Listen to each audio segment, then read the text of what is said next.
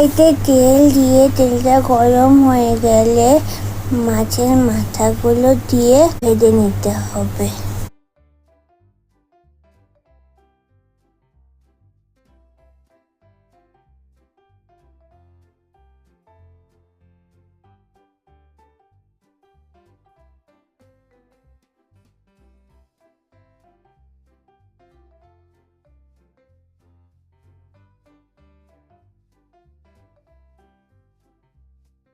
ওই তেলে শুকনো লঙ্কা, সাদা জিরে ফোড়ন দিয়ে আলুগুলো দিয়ে দিতে হবে।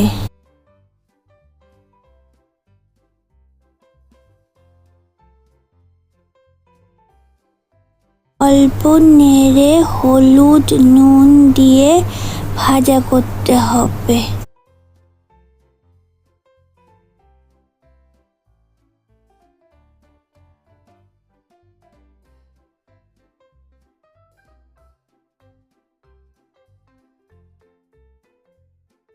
আলুটা ভাজা হওয়ার পর বাঁধাকপিটা দিয়ে ঢাকনা দিয়ে দিতে হবে।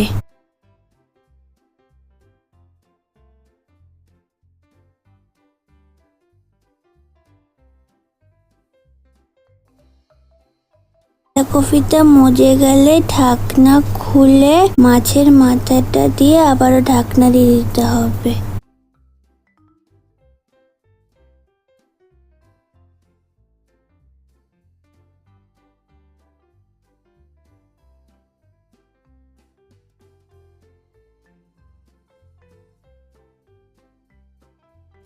এখন অনবরত নাড়তে হবে, নাহলে তলায় লেগে যাবে।